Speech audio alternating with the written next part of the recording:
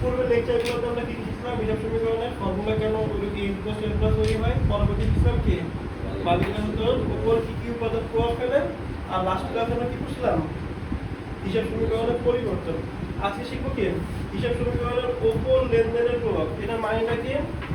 এটার মানে হলো হিসাব সমীকরণের যে আমাদের কনসেপ্ট আছে যে a = l প্লাস ওই এই উপাদানগুলোর উপর কিরকম প্রভাব ফেলবে, যে এই উপাদানগুলো যে আছে প্রত্যেকটা লেনদেন এই উপাদানগুলোর উপর কিভাবে প্রভাব ফেলবে সেই প্রভাব নিয়ে আজকে আলোচনা করব। কথা বুঝতে পারছেন? আচ্ছা, তাহলে আসো আমরা একটা করে পয়েন্ট নিয়ে আলোচনা করি। প্রথমে যে পয়েন্ট নিয়ে আলোচনা করব সেটা হলো 1 নম্বর পয়েন্ট, একটি সম্পদ এর বৃদ্ধি পেলে সম্পদ এর হ্রাস পায়। এটা মাইন্ডটা কি দেখো, আমাদের কি বললাম একটা লেনদেন আমাদের থাকবে, সেই লেনদেনের কি হবে সম্পদ এ কি পাবে আমাদের বৃদ্ধি পাবে, সাথে সাথে কি আবার সম্পদ এ হ্রাস পাবে। এখন একটু কথা বুঝো, এখানে কিরকম হইতে পারে যে একটা সম্পদ সম্পদ হ্রাস পাবে, মানে একটা সম্পদ বাড়বে একটা সম্পদ কমবে, হ্যাঁ এরকম হইতে পারে। আবার কিরকম হইতে পারে একটা সম্পদ বাড়ার বিপরীতে একাধিক সম্পদ হ্রাস পেতে পারে, আবার একাধিক সম্পদ বাড়ার বিপরীতে একটা সম্পদ কি হতে পারে হ্রাস পেতে পারে। কথা কি বুঝতে পারলাম? আচ্ছা, আমরা কিছু উদাহরণ দিয়ে এটা বুঝি। দেখো আমরা একটু লেনদেন লিখি, তারপরে তো সমীকরণের প্রমাণটা দেখাবো। যদি আমরা প্রথমে লিখি এরকম যে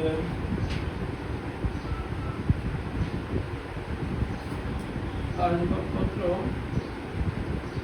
ক্রয় করা হলো, আসবাবপত্র ক্রয় করা হলো 30,000 টাকা,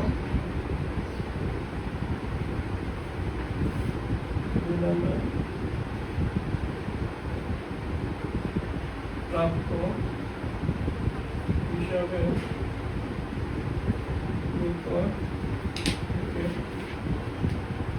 নগদে 10,000 টাকা এবং চেকে 20,000 টাকা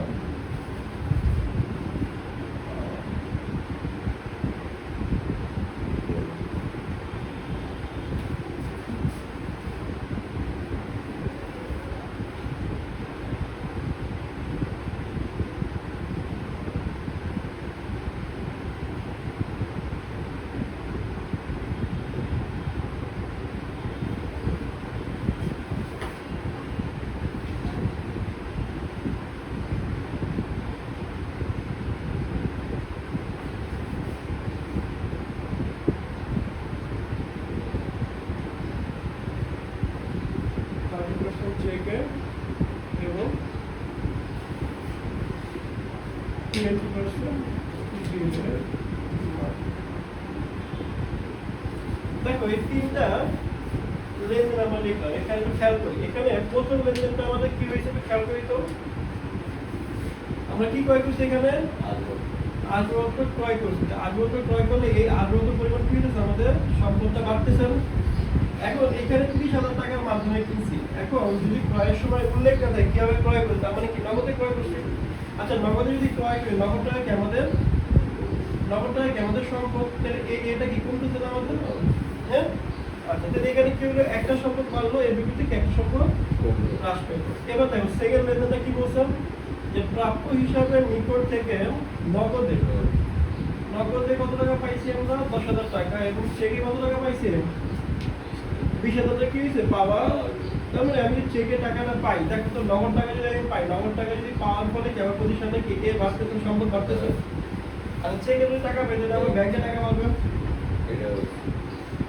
ব্যাংকে টাকা বাড়াবো নাকি এটা আমাদের সম্পদ বাড়তেছে। আর দেখো প্রাপ্য হিসাবে যদি টাকাটা পেয়ে যাই তাহলে প্রাপ্য হিসাবের পরিমাণ কি করতেছে না, প্রাপ্য যদি কমে যায় তাহলে প্রাপ্য হিসাব কি আমাদের সম্পদে কি হইতেছে হ্রাস পাইতেছে। লাভ করবনি। তাহলে এখানে কি হলো দেখো তো, দুইটা সম্পদ বাড়লো এর বিপরীতে একটা সম্পদ হ্রাস পেল। কথা বুঝতে পারলাম? আচ্ছা, এবার আসো যন্ত্রপাতি বিক্রি করছি, যন্ত্রপাতি যদি বিক্রি করি তো যন্ত্রপাতি কি আমাদের সম্পদ না? হ্যাঁ, এখন সম্পদ যদি বিক্রি করে সম্পদ হ্রাস পাইছে, সম্পদ বিক্রি করলে কখনো বিক্রয় হিসাব দেখা যাবে না। তো সম্পদ বিক্রি করলে কি হচ্ছে আমাদের সম্পদ বিক্রি করলে কি সম্পদটা হ্রাস পাইতেছে। এখন হ্রাস পাইলে ভালো কথা, এই বিক্রি করার বিভিন্ন টাকাগুলো কিভাবে পাইছি, 1 লাখ টাকা আমি কি করছি বিক্রি করছি, এই 1 লাখ টাকার 50% আমি কিসে পাইছি নগদ, তাহলে নগদ টাকার মধ্যে বাড়তেছে সম্পদ বাড়লো, 30% চেকে তাহলে ব্যাংকে টাকা বাড়লো, আর 20% বিলে, তার মানে এটা হলো আমাদের প্রাপ্য বিল কি আমাদের সম্পদ কে বিক্রি হয় সম্পদের। তারপরে দেখা গেল কি দাঁড়ালো এই লেনদেনের ফলে একটা সম্পদ বাড়লো, তো একটা সম্পদ হ্রাস পাইলো, এবং এই বিক্রি থেকে 3টা সম্পদ আমাদের বাড়ছে। কথা কি বুঝতে পারছি? অনেক সময় আমাদের লেখা থাকে বইয়ে যে একটা সম্পদ বৃদ্ধি পেলে একটা সম্পদ হ্রাস পায়, আসলে একটা সম্পদ বৃদ্ধি পেলে একটা হ্রাস পায় কথা সত্য, সাথে সাথে এইগুলোও সত্য, একাধিক সম্পদ বাড়তে করতে পারে। কথাটা বুঝতে পারছি? আচ্ছা, এখন দেখো এটাকে আমরা যদি হিসাব সমীকরণে একটু প্রকাশ করে দেখাই, কিভাবে দেখাবো। প্রথম সমীকরণে ঘরাইকে ফেলি,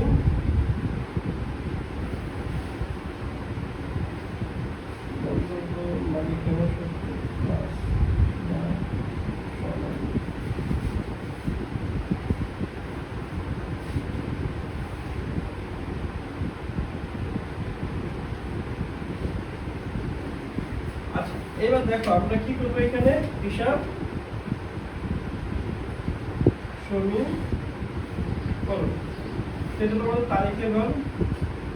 দেখো এখানে আমাদের তারিখ দেওয়া নেই, কিন্তু পরীক্ষার প্রশ্ন আমাদের কি দেওয়া থাকবে, তারিখ দেওয়া থাকবে।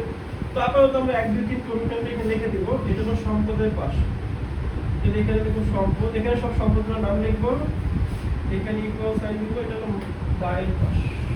তো এটা দায় আমাদের এই অঙ্কে আপাতত নাই, এটা হলো দায় এর, আর মালিকানা শব্দ ওনার্স ইকুইটি, আর এখানে কি বন্ধক। এবার আমরা যদি প্রথম ব্যক্তি থেকে আসি, দেখো সম্পদ এখানে কি করছে, আমরা আসবাবপত্র ক্রয় করছি, তাহলে সম্পদ এখানে বাড়ছে, তাহলে এখানে সম্পদের নাম লিখবো, কি লিখবো আসবাবপত্র। আচ্ছা, এটা হলো 1 নম্বরে। এবার খেয়াল করো আসবাবপত্র বাড়ছে, আর এখানে নগদ টাকা হ্রাস পেয়েছে, তো নগদ টাকাটা ঘর হবে এখানে, তাহলে কত টাকা সম্পদ বাড়ছে আমাদের 30,000 টাকা, আর নগদ টাকা কি পাইছে এখানে আমাদের হ্রাস পেয়েছে কত টাকা 30,000 টাকা। আচ্ছা, প্রথম লেনদেনে বুঝতে কোনো সমস্যা আছে?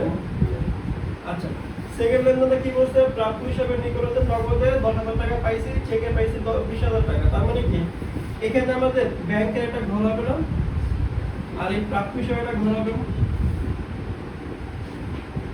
এখন যদি খেয়াল করি আমরা কত টাকা নগদে পাইছি 10,000 টাকা, 10,000 টাকা কি হলো প্লাস করবো, ব্যাংকে টাকা 20,000 পাইছি, 20,000 টাকা কি করবো আমরা এখানে প্লাস করবো, আর কার কাছে টাকা পাইছি প্রাপ্য হিসাবের কাছ থেকে, তাহলে সম্পদে আমাদের হ্রাস করবে কত টাকা 30,000 টাকা। বুঝতে পারছি? এটা বুঝতেছেন? আচ্ছা, এখন থার্ড এটি তাই, তাহলে কি বলছে আমাদের যন্ত্রপাতি আমরা কি করে দিছি বিক্রি করে দিচ্ছি, ঠিক আছে? আচ্ছা, যন্ত্রপাতি যদি আমরা বিক্রি করে ফেলি, তাহলে এখানে আমাদের কি হয়েছে যন্ত্রপাতি হ্রাস পাই, তাহলে যন্ত্রপাতির আমরা ঘর রাখবো কত টাকা মাইনাস করবো 1 লক্ষ টাকা, আর এখানে আমাদের লক্ষ টাকা বাড়ছে কত টাকা 50%, 1 লাখ টাকার 50% কত 50,000 টাকা,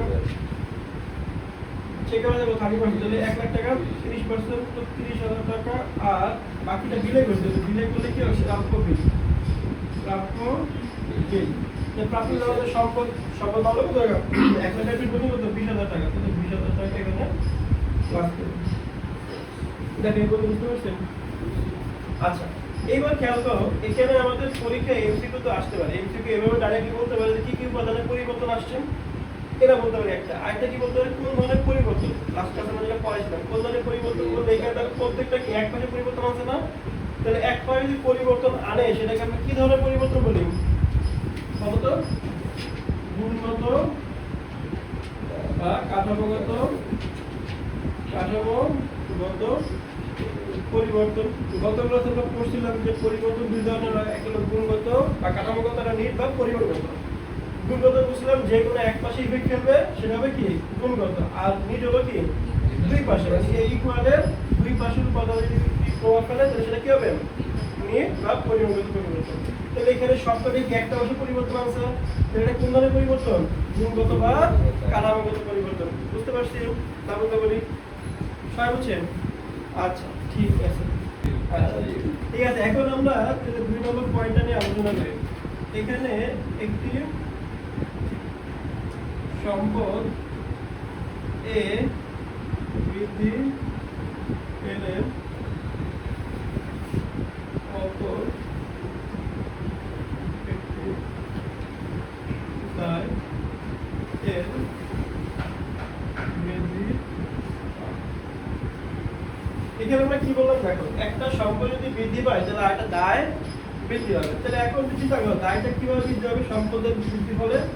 সিম্পল কথা, যখন আমাদের সম্পদটা বাকিতে কি করা হবে, ক্রয় করা হবে, তখন কি হবে আমাদের দায় বাড়বে। উদাহরণ দেখি কিন্তু একটা,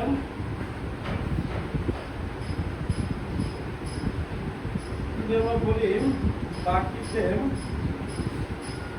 বাকিতে অফিস সরঞ্জাম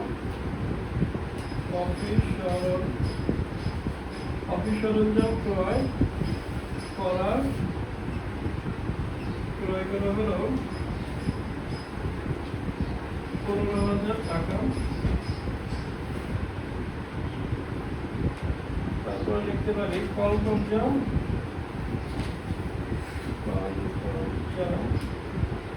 ক্রয় 50,000 টাকা, যার 50% বাকিতে এবং 50% বিলে।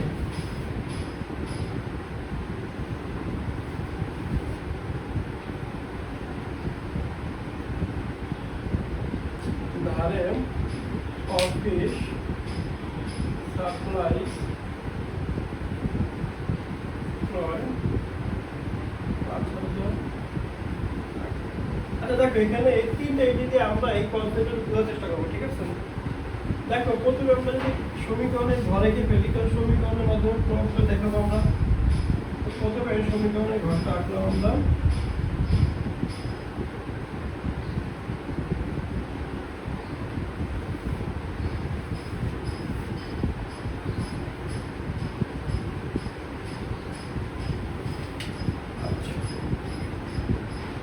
হিসাব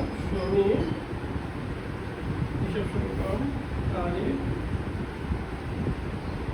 সম্পদ এর দায় এর প্লাস মালিকানা সত্য দুইটি। আচ্ছা, এখন আমাদের সবাই ঘরটা বুঝি, ঠিক না? তাহলে এবার খেয়াল করি, প্রথম লেনদেনটা আমাদের কি বলছে। দেখো, প্রথম লেনদেনটা আমাদের বলছে বাকিতে অফিস সরঞ্জাম কি করছি আমরা ক্রয় করছি। অফিস সরঞ্জাম কি আমাদের সম্পদ, আমাদের কি হলো সম্পদটা বাড়লো। আর বাকিতে ক্রয় করার ফলে এই যে লোকের কাছে আমরা ক্রয় করি সেই লোক কি বা সেই প্রতিষ্ঠান আমাদের টাকা পাবে। সে আমার টাকা পায়, তাহলে আমরা কি লিখি তখন প্রদেয় হিসাব। আচ্ছা, এই প্রদেয় হিসাবের পরিবর্তে চাইলে আমরা লিখতে পারি এই অফিস সরঞ্জাম সরবরাহকারী হিসাবও লিখতে পারি। কি লিখতে পারি? প্রদেয় হিসাবও লিখতে পারি, চাইলে অফিস সরঞ্জাম সরবরাহকারী হিসাবও আমরা লিখতে পারি।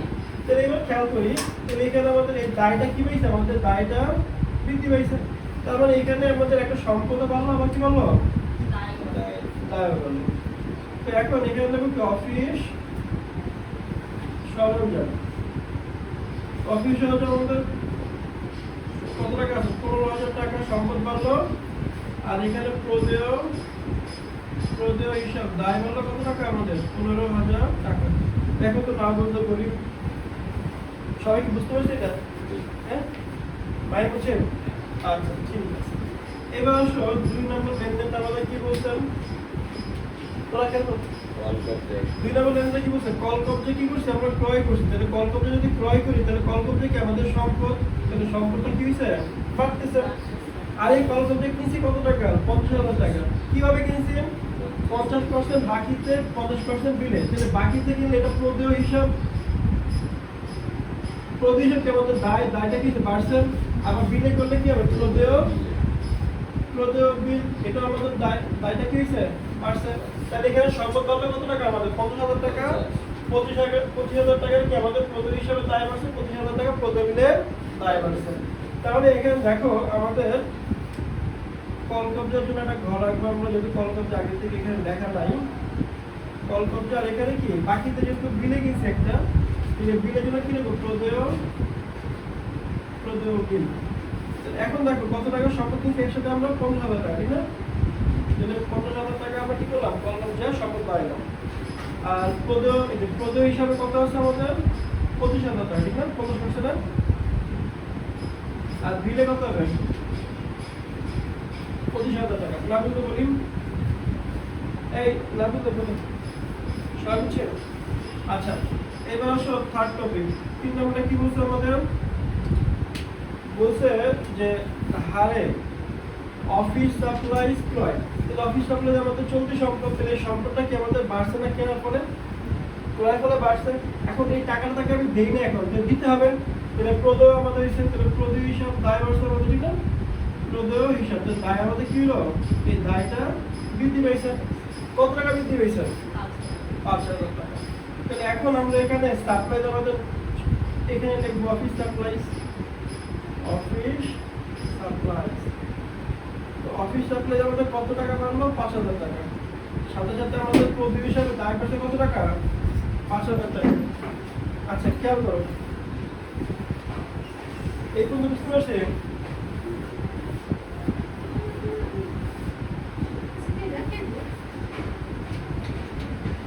আচ্ছা, খেয়াল করো, এই পর্যন্ত বুঝতে পারছি?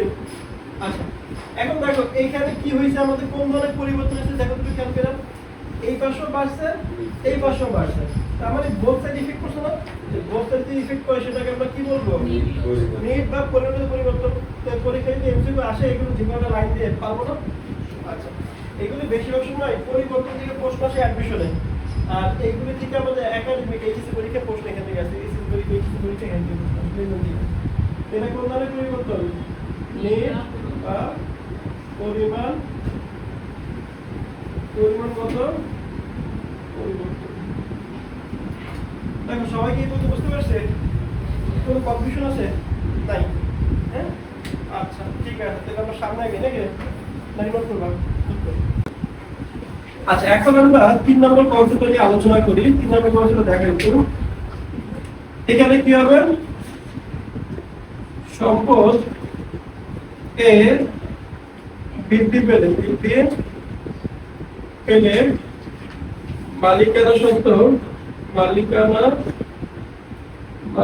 সত্ত্বেও ও বৃদ্ধি পাবে। আচ্ছা, এখানে কিছু উদাহরণ দিয়ে আমরা বুঝি, ঠিক না? এর আইডিয়াটা আমরা ক্লিয়ার হয়ে যাবে। দেখো খেয়াল করো, এখানে আমরা যদি উদাহরণ লিখি এরকম,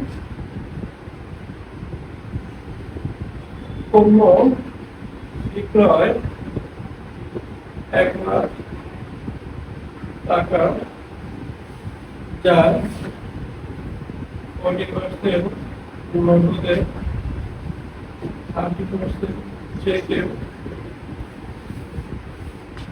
10% ধারে এবং অবশিষ্ট 20% বিলে।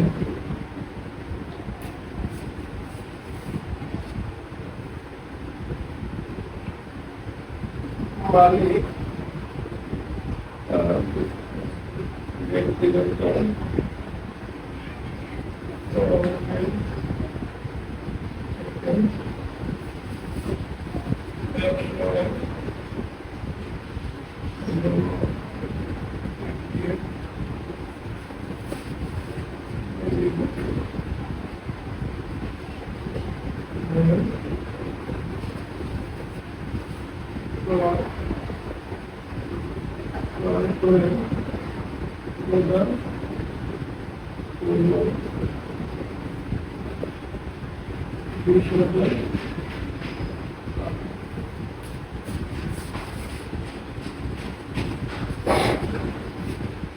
মালিক ব্যবসায় ব্যাংক হিসাবে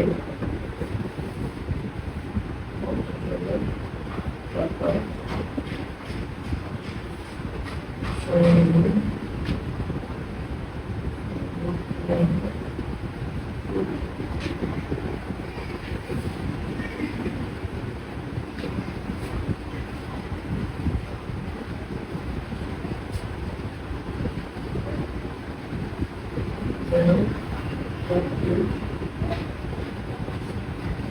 বিনিয়োগের সুদ আদায়। দেখো এখানে আমরা চারটা উদাহরণ দিলাম, এই চারটা লেনদেন দিয়ে আমরা এই কনসেপ্টটাকে আলোচনা করব। তো প্রথমে আমরা সমীকরণের ঘরটা এঁকে ফেলি।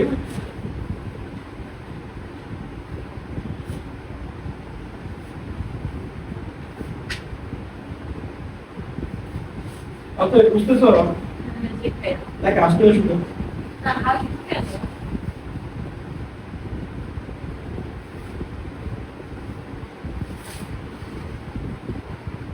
আচ্ছা তাহলে আমরা আলোচনায় আসি।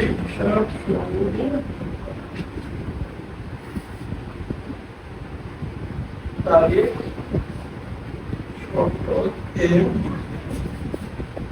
ইকুয়াল দায় এল প্লাস মালিকানা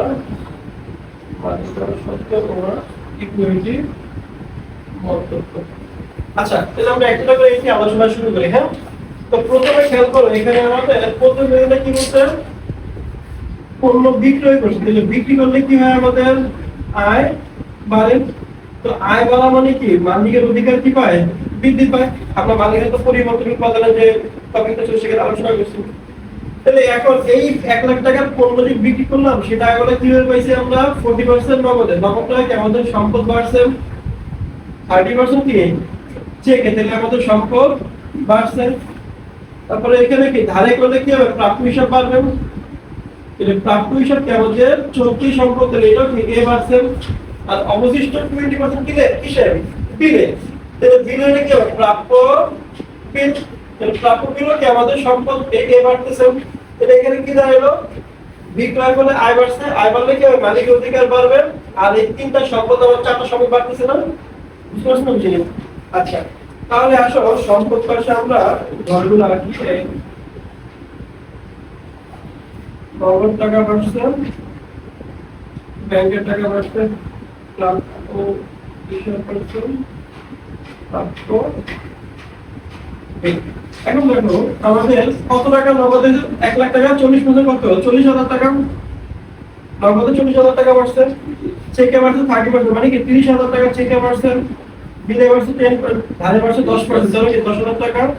আর ধারে হলো 20%, তাহলে তো 20,000 টাকা। এই সব যোগ করলে আমাদের বিক্রি হয়েছে। বিক্রি হলে কি মালিকের অধিকার বাড়ে। এখানে লিখব কি 1 লাখ টাকা। আর যেহেতু মালিকের হাতে মানে প্রভাব ফেলছে, এই জন্য আমাদের কি লিখতে হবে? মন্তব্য লিখতে হবে। লিখব কি বিক্রয়। আপনি বুঝতে পারছেন কি না? সবাই বুঝছেন? বলা বুঝতে পারছেন? ফাহিম কথাই কাগজ।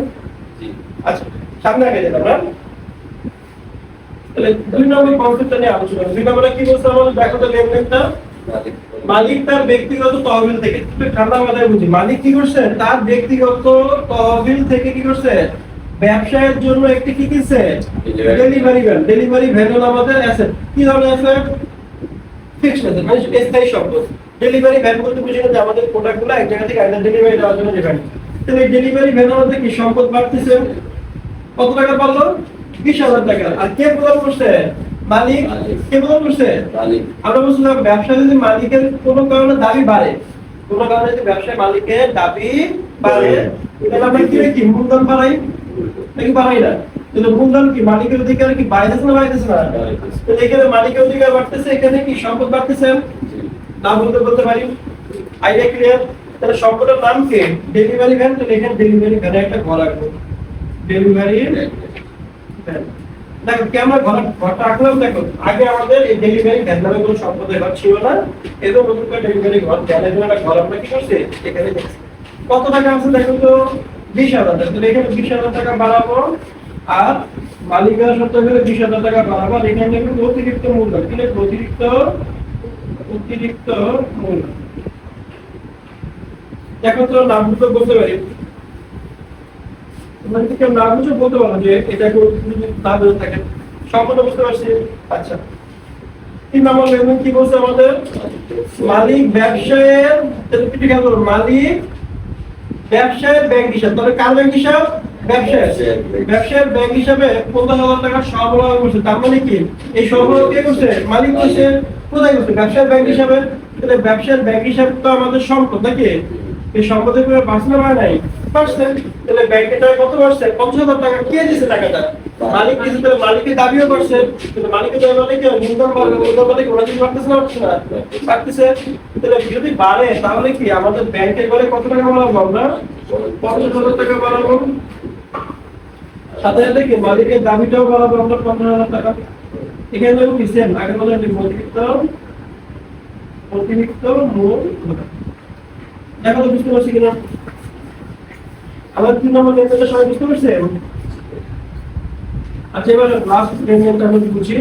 লাস্ট লেনদেনটা কি বলছে আমাদের? বলেন তো। বলছে আমাদের ব্যাংক কর্তৃক বিনিয়োগের সুদ আদায়। বিনিয়োগের সুদ কি? দেখো, বিনিয়োগ আমাদের কি?